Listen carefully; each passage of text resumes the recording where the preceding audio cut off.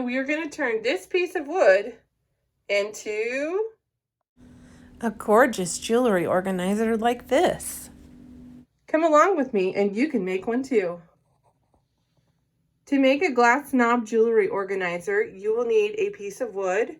This is a leftover piece that I got from a contractor. It has a bit of a wave at the top.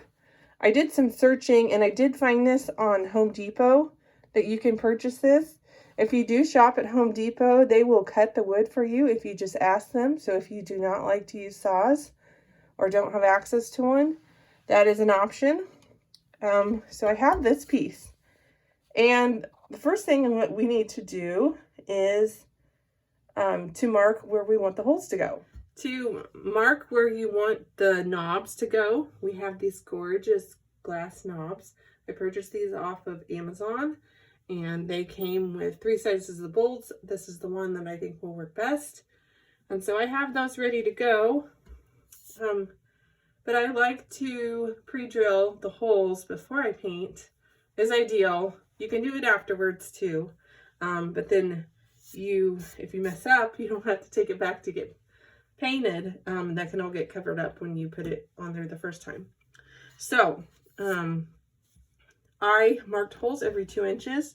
So I have a quilting ruler and I already figured that the center that I wanted to go with, I started from the bottom of where it curves down and figured the center from there. So this particular piece of wood is 20 inches long. And so I'm indenting up 1.25 or 1 1/4 inch. And then I did an upside down T. So I go down and across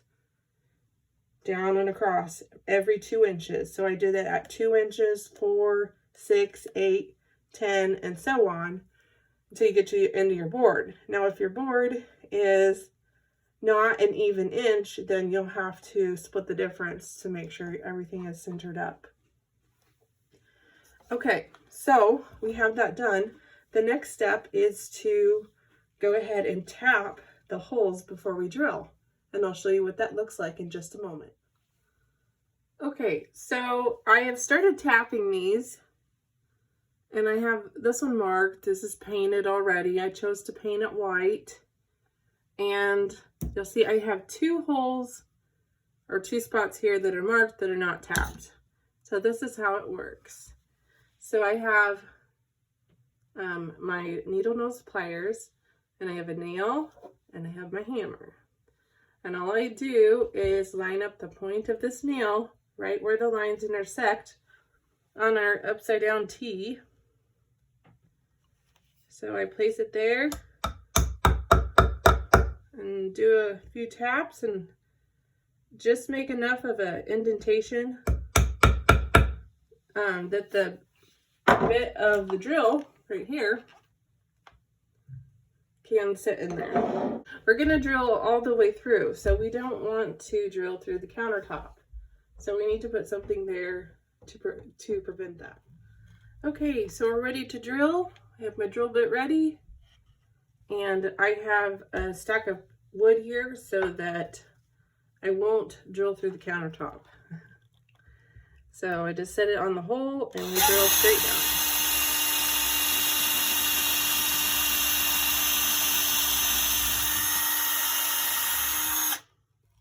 And repeat that 7 more times. Be back in a moment. Okay, I have all 8 of my holes drilled, and that was with a small drill bit. That's just to get me started. And this is the drill bit I'm actually going to end with. And you can choose to do another step of a drill bit in between, which I think I might go ahead and do that.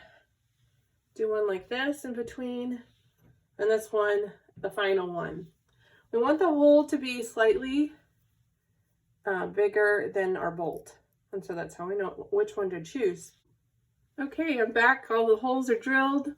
As you can see, it's a better idea to drill these holes before you paint, but for the purpose of this video, I went ahead and painted one ahead of time, and then I drilled the holes for you.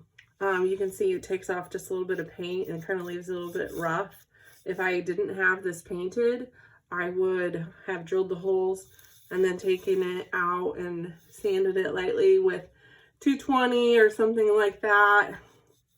220 sandpaper and a block of wood, and that keeps everything so it's nice and flat.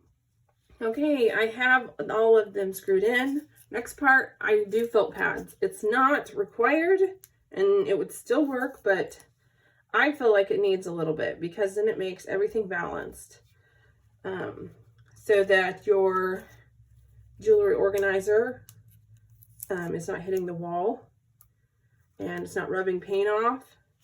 And so it's just a good way to protect it. And so I do it on all my products that I send out. And so I just put it in each corner. If it's a really, really big one, then I'll put some in between. But this is all I need. Okay, so the back is done. And the front just needs to get all prettied up with these glass knobs. And so we'll do that by putting the screw in. And it looks like it might be just short. I think the next size up was too long. We'll see if it holds on. If not, I go in the next size up and add some washers. Well, if it wants to screw on there. Come on. Well, okay. Can use a screwdriver.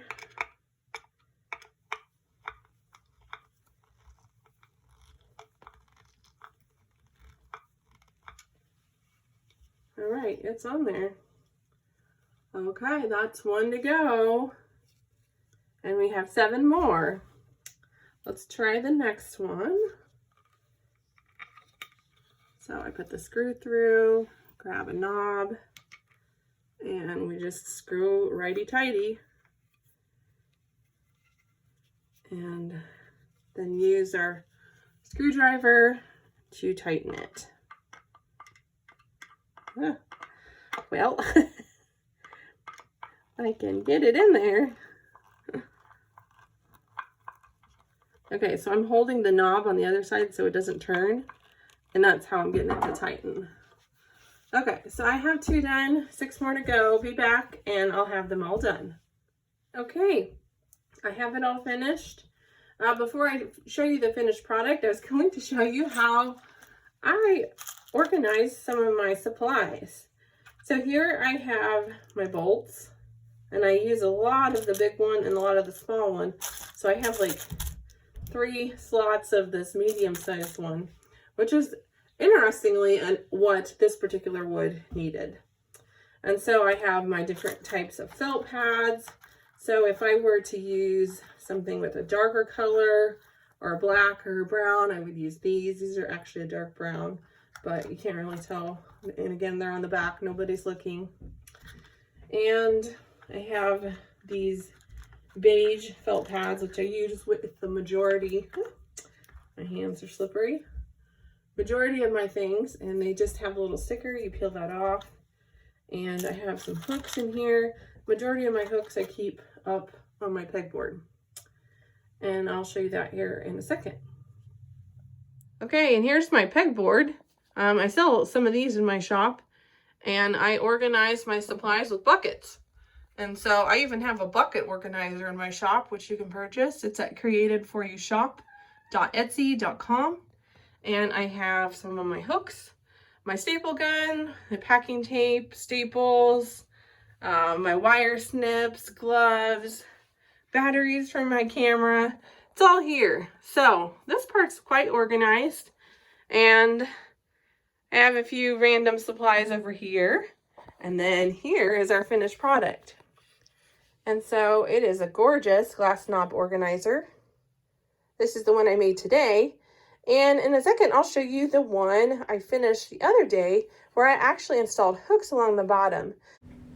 This glass knob jewelry organizer contains 8 glass knobs and 17 7/8" white cup hooks. That's an amazing amount of storage.